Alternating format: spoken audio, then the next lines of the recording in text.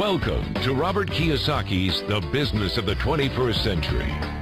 Robert Kiyosaki is recognized internationally as one of today's leading financial experts. The author of the best-selling Rich Dad, Poor Dad, his books have been translated into 51 languages in 109 countries and sold more than 28 million copies worldwide. Robert has spent his life educating people on how to attain financial freedom.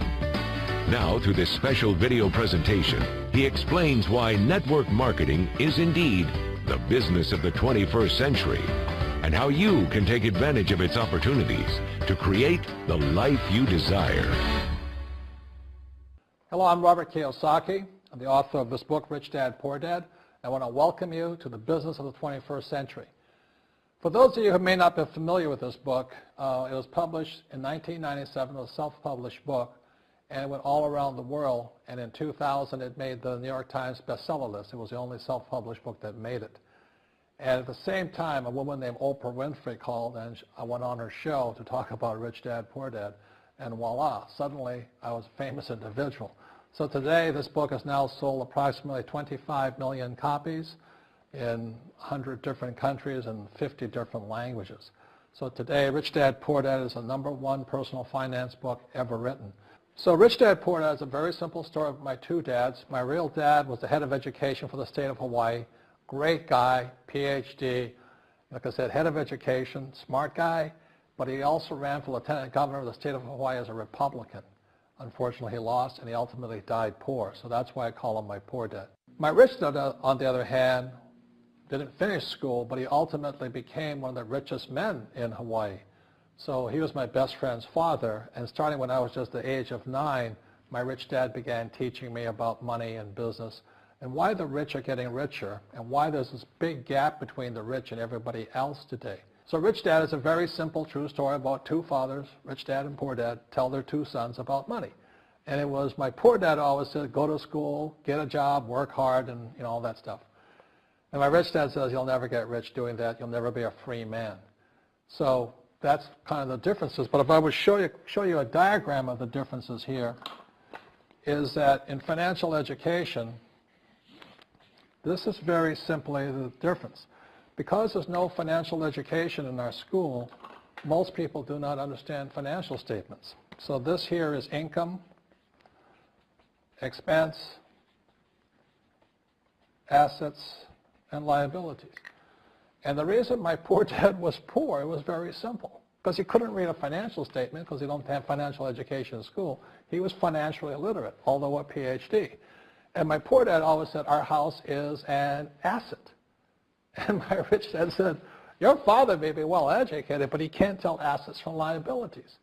So very simply, my rich dad said to me, assets, whether you work or not, put money in your pocket. So when a banker looks at your financial statement, the banker looks at this and says, oh, you have assets and you're putting money in your pocket. And if you look at your house, it's really a liability because every month it takes money from your pocket. Now I can hear people say, well, it's, I don't have any debt on it, but still every month you have insurance, you have upkeep and expenses to it. So very simply, the reason I'm a rich man today was I knew the difference between assets and liabilities. And I get richer and richer because every year I add more assets to my balance sheet here. And so that's one of the biggest differences. And as my rich dad often said to me, he says, son, my banker has never asked me for my report card. My banker wants to see my financial statement because it's your financial statement that shows how high your financial IQ is. How smart are you with money? If you're very smart with money, the banker will give you as much money as you want because you know how to make money with money. If you're not very smart about money, all the banker will give you is a credit card and a home loan. So those are some of the differences between my rich dad and my poor dad. And if you stay tuned, you'll find out how you too can create assets instead of liabilities. Because if you're going to survive in the 21st century, you need more assets than liabilities. The next thing I want to cover with you is one of the most important lessons my rich dad gave me, and it was called the cash flow quadrant. And what my rich dad explained to me is that there's 4 people in business. One are E's, employees. S stands for small business, self-employed, or specialist. B stands for big business, and I stands for investor. And the thing of note here is that most people who go to school are programmed for the E and the S side. For example, it was my poor dad who always said to me, son, go to school so you can get a nice, safe, secure job. And so my poor dad wanted me to be an employee. And since the time I was a kid, get a safe, secure job, steady paycheck, and benefits. Okay? I didn't want to be an employee. And I said, Mom and Dad, I want to be a rich man. And I fight with my dad. So my mother finally said, son, if you want to be rich, my mother was a registered nurse. And she said, if you want to be rich, the richest people I know are doctors. So my mom wanted me to come over here, be a specialist or a small business person. I said, there's only one problem with that, Mom.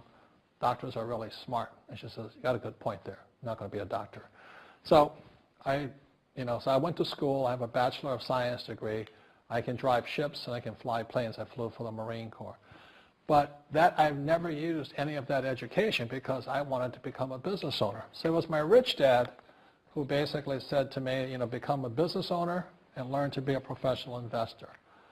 So one of the big differences here between these people is that it's called taxes. See, in 1943, in the U.S., the federal government passed a law that said employees had to pay tax before they got paid. So when you get your paycheck from your employer, you open it up, and voila, the government's always taken a sizable chunk of it. And the harder you work and the more money you make, the more money they take from you. So that's why it's not that good to be an employee, because you can never get ahead, because the more you work, more money you make, the greater they pay in taxes. Now, the doctors, the lawyers, and attorneys, accountants were all laughing, saying, oh, these guys, they're getting paying a lot of taxes. So naturally, the federal government changed the laws again. So in 1986 in the U.S., a thing called the 86 Tax Reform Act, and it basically took a lot of the benefits away from people who are self-employed, small business, doctors, and lawyers. So today in America, unfortunately, these guys pay the highest percentage in taxes. It is tragic. And a lot of people think they're investors, but what they're really doing is they're just giving their money to people like mutual funds, companies, and all that. So they're investing, but they're not really investors. See, the big tax breaks are on this side. The laws are pretty tight here, but this area is very, very gray. So by being a business owner on the right-hand side of the quadrant, you can make a lot more money and pay a smaller percentage of taxes legally. And the key word is legally. In the investor quadrant, it is possible to make millions of dollars and pay 0% taxes legally. But you've got to know the difference. So one of the beauties of business for the 21st century is it allows people to make the transition from the E and the S side to the B side especially. And so you can become a big business owner. And the difference between an S and a B, small business and big business, is most of these guys can't quit working. Most small business owners, if they stop working for more than a month, the business collapses. They don't really have a business. Most of these people own a job. So the beauty of business for the 21st century is it allows these people to make the transition to the B side so that you don't have to keep working hard for money, and the money can actually come in passively. Then once you have your business up and running, then I always recommend you then begin investing with your excess cash, paying less and less in taxes. And that's the reason the rich are getting richer. In this section, I want to talk to you about a different kind of quadrant. Years ago, I found out there was 4 kinds of people in the world. One type are people who must be right. These people know all the right answers. They went to school. They know everything. You can't tell them anything. This is not a good business for them because their minds are too set. Another kind of person is a person who must be comfortable. The house could be on fire, but they're still watching TV, eating a hot dog, watching what's going on in the world. These people are toast because the world economy is not coming back. The world economy has moved on. And people who need to be comfortable will probably be left behind. So the people who need to be comfortable, you probably shouldn't talk to them because you only make them uncomfortable.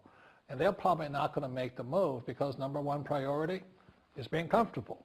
Another kind of person is a person who must be liked. They want to please everybody. this is probably not the business for them either, because they want somebody else's approval. They want to be the good little boy or girl saying, I did the right thing, didn't I? You like me, don't you? And so they'll probably not be successful in the 21st century because they'll probably want to be liked by people who have to be right, and people want to be comfortable. All right, good, be comfortable. All right, you're very right. That's probably being liked. But the business for the people of the 21st century are people who must win. And that's where I am at. One of the best things I was taught in the Marine Corps and at military school is not how many times you get knocked down, it's how many times you stand up. When somebody knocks you back, what do? Oh, you hurt my feelings? You'll probably not be successful. The world will probably pass you by. Because as I said, the world economy is moved on. It's not coming back. So winners will win. But winning takes sacrifice. Success takes sacrifice. And these are the people who will do best in business of the 21st century. So when you're talking to people, about this business, you have to look at them and ask yourself, is this person really just going to be liked and they'll tell you what you want to hear? Or they're going to argue with you because they know all the right answers? Or they're going to get very upset with you if we're disturbing them? So what you're looking for in the network marketing business are people who want to win. People who know the economy has moved on. You'll find every race, gender, age, and background in network marketing. But what they really want to do is they want to win. It really is a true playing field in the world, but not for these people. These people will be left behind. Network marketing is for people who want to win because network marketing is the business model of the future. If you want the government to take care of you, then just keep doing what you want to do. It is possible for everyone to win, but the problem is you've got to commit to it. You've got to say, this is what I'm going to do. I'm going to dedicate 5 years of my life. You want to look at the leaders and say, those are the people I want to be like. Those are the kinds of people I want to hang out with. That's what you got to say to yourself. And I want to help other people do what I want to do and win in life. And that's why I support network marketing, because it really is the business for the 21st century. As an entrepreneur, I have built many businesses from scratch. And as some of you know, a lot of them crashed also. Statistics show that most new businesses fail within the first 5 years, 90% in fact. And of the 10% that survive, the remaining 10% crash in the second 5 years. So in other words, most are gone in 10 years. So I've looked at many different models, and one that stands out for me is network marketing. And the reason for that, it takes very little upfront cash. It has low overhead. You can do it part-time. It means keep your daytime job, but do this part-time. And once the business is up and running, it can generate enough income so that you can move from the left side to the right side of the quadrant. So let me tell you about my introduction to network marketing, because I had a very closed mind to it. Since I can build my own businesses, I said, why do I need a network marketing business? But about 15 years ago, I have a good friend. His name is Bill, and this guy is the best real estate investor I know. He has tons of assets in here. So I said, Bill, why did you start a network marketing business? And his answer was very simple. He says, it's my way of helping people. But more importantly, he says, the reason most people can't invest in real estate is because they don't have a business. They don't make enough money simply because taxes, debt, inflation, and retirement savings are killing them. They cannot even invest.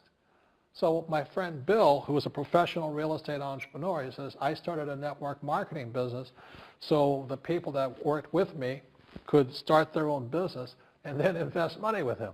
So with that, I realized then that network marketing wasn't about making money, but it was about helping people to help other people make money so they become financially free. So the beauty of network marketing, I said, like it's very low entry point, doesn't take much money, you can do it part-time. And where you profit is in most big corporations is they spend millions, sometimes billions of dollars in advertising. So rather than give that money to advertisers, network marketing depends on building a network. It's called word of mouth, like you recommend a movie to a best friend. So really, the reason I support network marketing, because it's not about selling.